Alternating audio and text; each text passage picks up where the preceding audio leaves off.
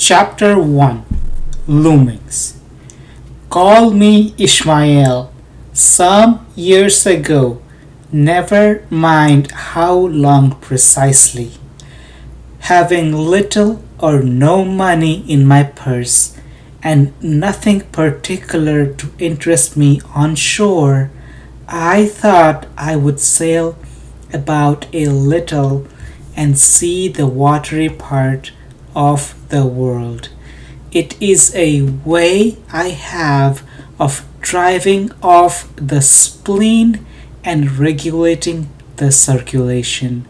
Whenever I find myself growing grim about the mouth, whenever it is a damp, drizzly November in my soul, whenever I find myself involuntarily pausing between coffin warehouses and bringing up the rear of every funeral I meet, and especially whenever my hypos get such an upper hand of me that it requires a strong moral principle to prevent me from deliberately stepping into the street and methodically knocking people's hats off, then I account it high time to get to sea as soon as I can.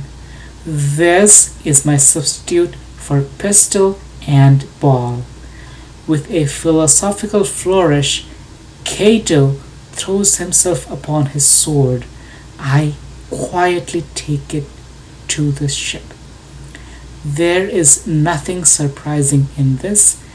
If they but knew it, almost all men in their degree, some time or other, cherish very nearly the same feelings towards the ocean with me.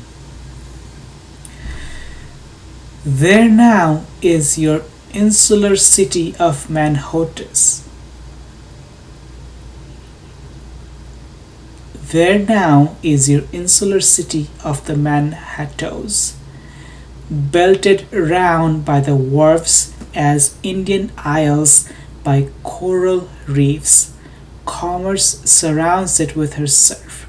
Right and left, the streets take you waterward. Its extreme downtown is the Battery, where the noble mole is washed by waves and cooled by breezes, which a few hours previous were out of sight of land. Look at the crowds of water gazers there. Circumambulate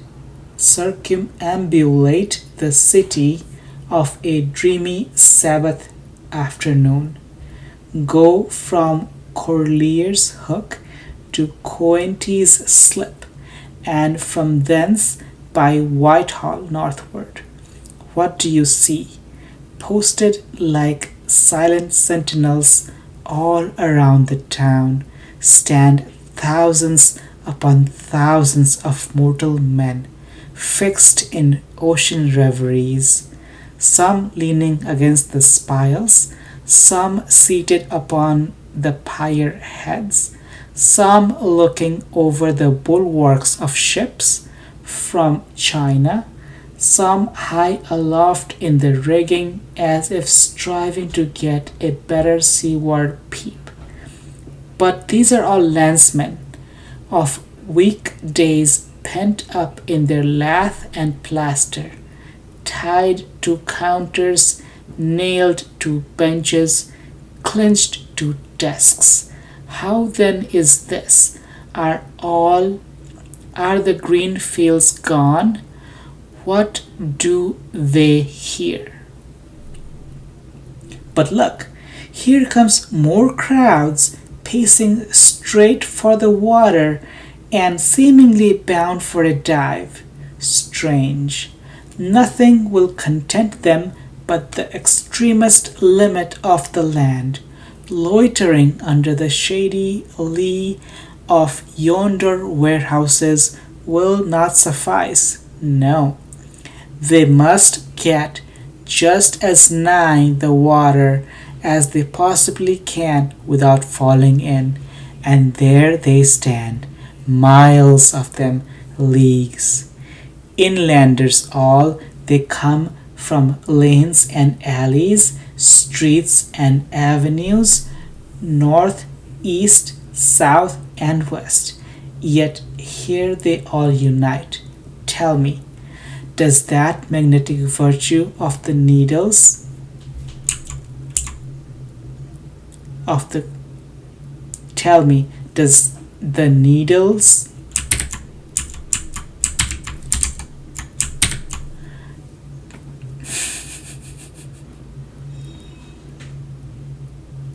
tell me, does the magnetic virtue of the needles of the compasses of all those ships attract them thither? Once more, say you are in the country, in some high land of lakes. Take almost any path you please, and 10 to 1 it carries you down in a dale, and leaves you there by a pool in the stream. There is magic in it. Let the most absent-minded of men be plunged in his deepest reveries. Stand with that man on his legs, set his feet a-going, and he will infallibly lead you to water, if water there be in all that region. Should you ever be athirst in the great American desert, try this experiment, if your caravan happen to be supplied by a metaphysical professor. Yes, as everyone knows, meditation and water are wedded forever. But here is an artist. He desires to paint you the dreamiest, shadiest, quietest, the most enchanting bit of romantic landscape in all of the valley of the Saco. What is the chief element he employs? There stand his trees, each with a hollow trunk, as if a hermit and a crucifix were within. And here sleeps his meadow, and there sleep his cattle, and up from yonder cottage goes a sleepy smoke. Deep into distant woodlands winds a mazy way, reaching to overlapping spurs of mountains bathed in their hillside blue. But though the picture lies thus tranced, and though his pine tree shakes down its sigh like leaves upon this shepherd's head, yet all were in vain, unless the shepherd's eye were fixed upon the magic stream before him. Go visit the prairies in June, when the scores on scores of miles you wade knee-deep among tiger lilies.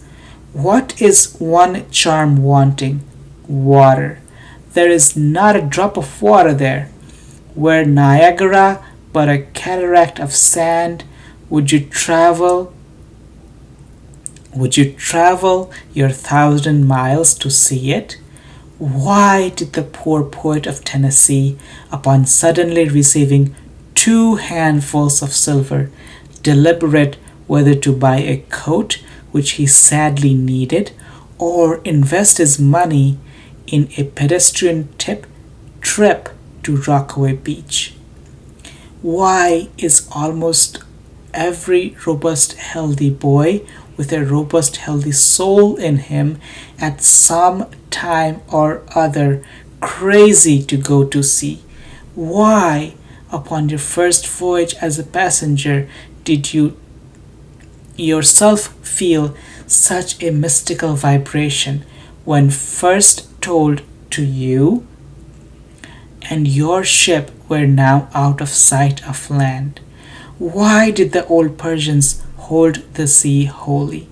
Why did the Greeks give it a separate deity and own